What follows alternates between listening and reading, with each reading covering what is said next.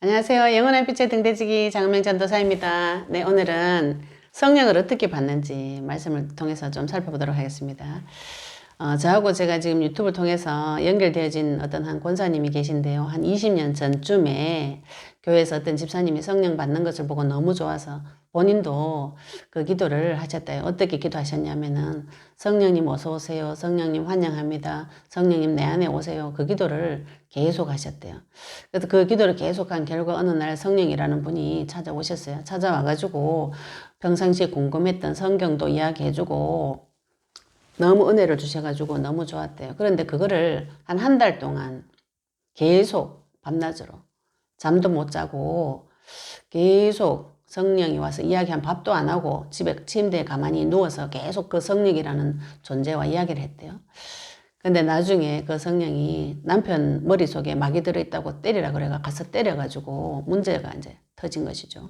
그래서 그때부터 그 권사님이 이제 정신과 약도 먹는데 20년 전에 분명히 성령이 들어오라고 했는데 귀신이 들어왔어요. 그래서 그 귀신이 내가 참 신이다 이렇게 말하면서 지금 감옥에 있는 나는 그래서 예수님은 가짜 신이고 자기가 참 신인데 예수님하고 전쟁 쳐가지고 져가지고 자기가 감옥에 있으니까 가서 내 대신 가서 싸워라 이렇게 하면서 칼도 주고 권사님한테 이상한 걸 시켰어요. 그 존재가.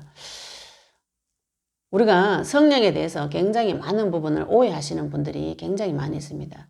제가 처음에 다녔던 그 교회 목사님도 한번 그런 얘기 해주셨거든요. 어떤 집사님이 창문을 바라보면서 계속 누군가가 있으면 나한테 들어오라고 계속 기도해서 귀신 받고 그분은 실제로 정신문제에 가서 가정도 깨어지고 굉장히 안 좋게 됐어요. 근데 우리 그 권사님은 지금 저하고 이제 줌을 통해서 말씀 운동하고 계신데 말씀도 분별되어지고 굉장히 지금 그 상태가 좋아지셨는데 그 존재가 성령이 아니고 귀신이라는 거 완전히 확신하게 된 게 한 2, 3년 전도밖에 안 된다고 그랬어요. 20년 동안 성령인 줄 알았다는 것이죠. 그죠? 왜 이렇게 되어 있는가요? 우리가 성령을 어떻게 받는가?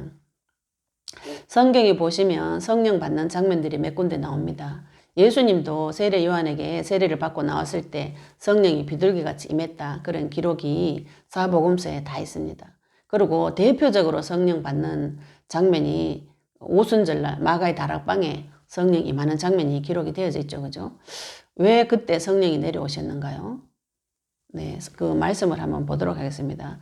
사도행전 1장에 보시면요. 예수님이 죽으시고 부활하시면서 제자들에게 나타나셔가지고 약속을, 명령을 하십니다. 사도행전 1장 5절에 요한은 물로 세례를 베풀었으나 너희는 몇 날이 못되어 성령으로 세례를 받으리라. 여기에 모여있는 모든 제자들이 예수님께서 그리스도로 오셔서 십자가에서 죽으시고 부활하신 사건을 다 목도한 제자입니다. 그러면서 그들에게 나타나셔서 40일 동안 하나님 나라에 대해서 이야기하시면서 어디 가지 말고 여기서 기다리라. 여기서 기다리면서 성령 세례를 줄 테니까 기다리라고 하시니 약속의 말씀을 붙잡고 마가 다락방에서 120명이 계속 기도하면서 오직 기도하면서 기다렸어요. 기다렸더니 사도행전 2장에 실제로 성령이 내려오는 장면이 기록되어져 있습니다. 그들이 오순절 날이 이미 이름에 그들이 다 같이 한 곳에 모였더니 호련히 하늘로부터 급하고 강한 바람 같은 소리가 있어 그들이 앉은 온 집에 가득하며 마치 불의 혀처럼 갈라지는 것들이 그들에게 보여 각 사람이 하나씩 임하여 있더니 그들이 다 성령의 충만함을 받고 성령의 말하게 하심을 따라 다른 언어들로 말하기를 시작하니라. 성령이 처음 내려오셨을 때 그 형상 모습 기록이 되어져 있고 성령이 내려오 각 사람이 하나씩 임하여 오고 성령의 충만함을 받으니까 성령의 말하게 하심을 따라서 각 지역의 다른 언어들로 다 말하게 하니까 그 지역에 모여있던 모든 사람들이 자기 지역 언어로 복음을 듣게 되는 일들이 벌어진 것이 사도행전 2장의 사건입니다. 왜 여기에 성령이 임하셨는가요? 네, 예수님이 그리스도 되신 사실을 믿고 언약을 붙잡고 기도할 때 성령이 내려오신 것이죠. 그죠? 또 그 이외에도 사도행전 8장에 보시면은 빌립이 사마리아 지역에 가서 복음을 전합니다. 복음을 전하니까 사마리아에 있는 많이 사람들이 복음을 받고 8장 12절에 보면 빌립이 하나님 나라와 및 예수 그리스도 이름에 관하여 전도함을 그들이 믿고 남녀가 다 세례를 많이 받았어요. 그래서 그 사실을 듣고 예루살렘에 있는 사도들이 듣고 사마리아도 하나님의 말씀을 받았다 함을 듣고, 이 시대에 이스라엘 사람들은 사마리아 사람을 인간 취급 안 하던 시대입니다. 그런데 사마리아에 복음이 전해졌다, 이 역사가 일어났다는 말을 듣고 베드로와 요한을 보내서 그들이 내려가매 그들을 위하여 성령 받기를 기도하니, 이는 16절에 이는 아직 한 사람에게도 성령 내리신 일이 없고 오직 주 예수 이름으로 세례만 받을 뿐이었더라. 그때 두 사도가 그들에게 안수함에 성령을 받는지라, 이렇게 말씀하셨어요. 이 사람들이 무엇을 믿고 있었습니까? 예수님께서 그리스도 되심을 빌립에게 듣고 믿고 있었어요. 그들에게 안수하니 성령이 내려오는 일들이 벌어졌습니다. 그 다음에 사도행전 10장에 보시면 베드로가 고넬료 집에 또 성령을 내리게 하는 사건이 기록이 세밀하게 되어져 있습니다. 사도행전 10장에 보시면은 고넬료라는 사람이 이달리아 부대라는 군대의 백부장이니 그가 경건하여서 온 지방과 더불어 하나님을 경외하며 백성을 많이 구제하고 하나님께 항상 기도하는 자리였다 그랬어요. 그런데 여기에 베드로가 와서 사도행전 10장에 보시면 이 앞에 많은 베드로에게도 하나님 작업을 많이 하셨죠. 오셔가지고 고넬료는 이방인입니다. 이방인인 이 집에 가서 베드로가 메시지를 합니다. 38절, 10장 38절에 보시면은 그 앞에도 이제 약간 그리스도에 대해서 설명을 했고요. 38절부터 본격적으로 이렇게 메시지를 하죠. 하나님이 나사렛 예수에게 성령과 능력을 기름 붓듯 하셨음에 그가 두루 다니시며 선한 일을 행하시고 마귀에게 눌린 모든 사람을 고치셨으니 이는 하나님이 함께 하셨음이라. 그 베드로가 계속 메시지하죠. 이 고넬료 집에서 우리는 유대인의 땅과 예루살렘에서 그가 행하신 모든 일의 증인이다. 예수님이 하신 모든 일의 증인이다. 그를 그들이 나무에 달아 죽였으나, 믿지 않는 자들이 또 유대인들이 그죠, 예수님을 나무에 달아서 죽였으나 하나님이 사흘 만에 다시 살리셨다. 다시 살리사 나타나셨어요. 눈에 보이도록 모든 백성에게 하신 것이 아니 오직 미리 택하신 증인 곧 죽은 자 가운데서 부활하신 후에 그를 모시고 음식을 먹은 우리에게 하신 것이다. 우리에게 먼저 그리스도가 나타나신 것이죠. 그죠? 우리에게 명하사, 그러면서 명령하셨어요. 부활하셔서 명령하셨어요. 백성에게 전도하라고. 하나님이 살아있는 자와 죽은 자의 재판장으로 정하신 자가 곧 이 사람인 것을 증언하고, 하나님께서 예수 그리스도를 재판장으로 세우셨다는 것을 증언하게 하셨고, 그에 대하여 모든 선지자도 증언하되 그를 믿는 사람들이 다 그의 이름을 힘입어 죄사함을 받는다 하였느니라. 이렇게 베드로가 죄사함까지 증거를 하고 나니까 44절에 베드로가 이 말을 할 때에 성령이 말씀 듣는 모든 사람에게 내려오시니, 이렇게 했죠. 그죠? 이 말씀을 들을 때, 이 말을 할 때 예수님께서 그리스도로 오셔서 모든 문제 해결하시고 재판장이 되시고 죽은 자 가운데서 부활하시는 죄사함의 권세에 대해서 다 증거하고 나니까 성령이 내려오셨어요. 그래서 베드로와 함께 온 할례 받은 신자들이 이방인들에게도 성령 부어주심으로 말미암아 놀라니라. 이에 방언말하고 하나님 높임을 들었다 했죠. 그죠? 그래서 성령이 언제 내려오셨어요? 예수님이 하신 일을 베드로가 쭉 증언할 때, 말씀을 증언할 때, 그리스도를 증언할 때에 성령이 임하셨습니다. 이 외에도 사도행전 8장에도 그 베드로와 요한 이야기했고요. 또 사도행전 19장에도 보시면은 성령이 내려오는 장면을 또 기록해놨습니다. 에베소 교회에, 바울이 에베소 교회에서 성령이 내려오는 장면을 기록해놨죠. 그죠? 4절에, 19장 4절에 보시면 바울이 이르되 요한이 회개의 세례를 베풀며 백성에게 말하되 내 뒤에 오신 이를 믿으라 하였으니 이는 곧 예수라 하거늘 그들이 듣고 주 예수 이름으로 세례를 받으니 바울이 그들에게 안수함에 성령이 그들에게 임하심으로 방언도 하고 예언도 하니 모두 12사람 좀 되니라. 이때도 성령이 내려오셨죠. 그죠? 그런데 우리가 이 말씀을, 성령이 내려오는 장면을 보시고 포커스를 많은 분들이 어디에 두시냐면은 성령을 받으면 방언한다, 예언한다, 여기에 포커스를 많이 두시는데요. 그거는 성령을 받으면 우리가 나타나는 은사죠. 그죠?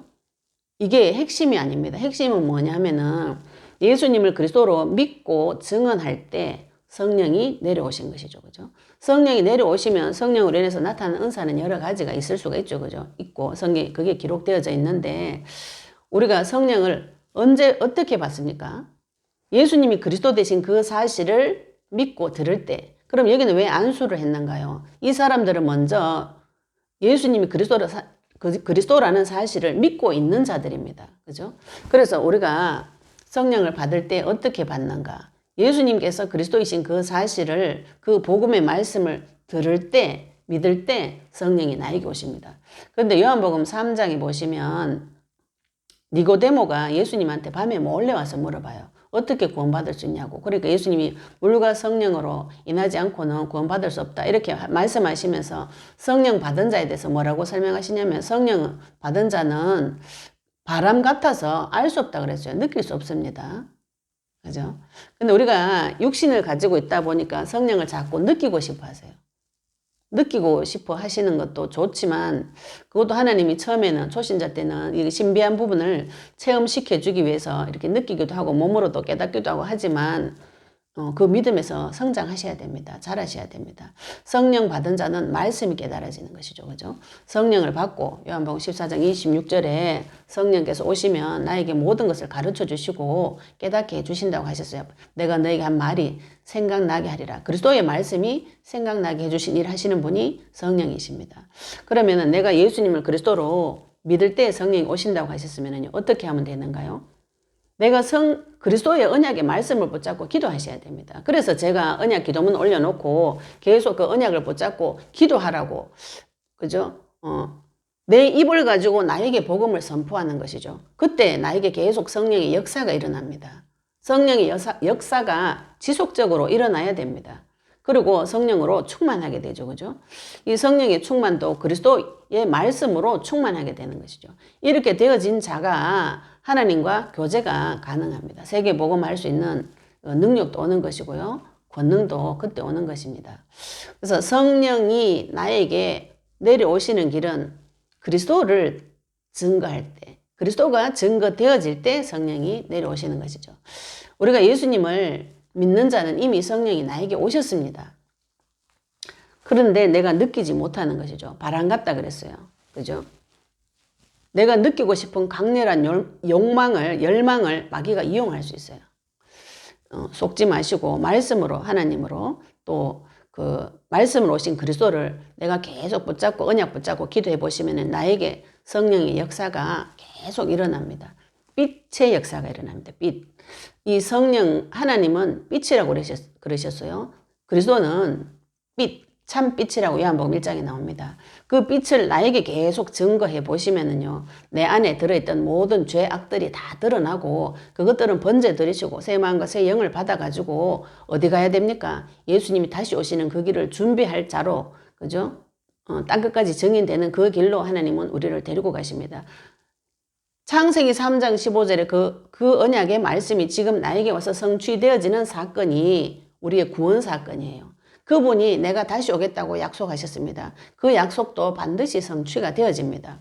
예수님을 그리스도를 믿을 때 내가 성령을 받았고요. 성령께서 내 삶에서 지속적으로 역사하게 하시려면 내가 나에게 그리스도를 증거하시면 돼요. 계속 언약 붙잡고 기도하시고 또 내가 언약 붙잡고 그리스도 언약의 말씀을 붙잡고 계속 기도하시다가 이걸 다른 사람에게 증언할 때, 증거할 때 거기에 또 성령의 역사, 빛의 역사가 일어납니다. 우리가 전도를 하실 때 내가 저 사람한테 전도해서 저 사람이 좋아질 거다 이런 개념을 가지고 하시면 실망합니다. 전도는 하나님이 나에게 복으로 주셨어요. 그 전도를 하나님이 천사에게 맡기지 않고 자기 자녀에게 맡기셨어요. 가장 복된 일이기 때문에. 왜 가장 복된 일인가요? 내가 내 입술을 열어서 예수님이 그리스도라고 증언할 때, 증거할 때 거기에 성령의 역사가, 성령이 내려오는 일들이 계속 벌어집니다. 그 자리에, 그 빛의 역사에 내가 있으면 어떻게 되나요? 내가 좋아지는 것이죠. 그죠? 하나님께서 그래서 나에게 복으로 전도를 주신 거죠. 전도 선교를, 세계복음을 나에게 주신 것이에요. 저 사람이 좋아질 수도 있고 예수님을 받아서, 그죠? 영접해서 자녀 될 수도 있지만 안 받는 사람이 사실 더 많거든요. 복음 전해보시면. 그러면은 복음 전할 때 저 사람한테 기준을, 포커스를 두시면 실망이 옵니다. 나에게 복음을 증거하는 좋은 시간이다. 이렇게 보시고 나에게 계속 복음을 증거하시고 다른 사람에게 복음 증거하실 때 빛의 역사가 계속 나에게 일어납니다. 성령의 역사가 나에게 계속 일어나는 것이죠. 그러면 내가 점점 상태가 좋아지고 말씀도 더 선명해지고 분명해지고 내 마음이 강건해지고 성장이 되어지고 성화되어져서 하나님과 그죠? 교제할 수 있을 정도로 자랍니다. 믿음 가진 자는 자라나셔야 됩니다. 무엇으로 자라나는가요? 성령으로 하나님께서 나를 도우셔서 계속 자라나게 하십니다. 그래서 예수님 다시 오시는 그 길을 준비할 자로 하나님과 교제하는 자로 하나님과 동력하는 자로 우리를 사용해 주십니다. 예, 그런 응답 받으시기 바랍니다. 감사합니다.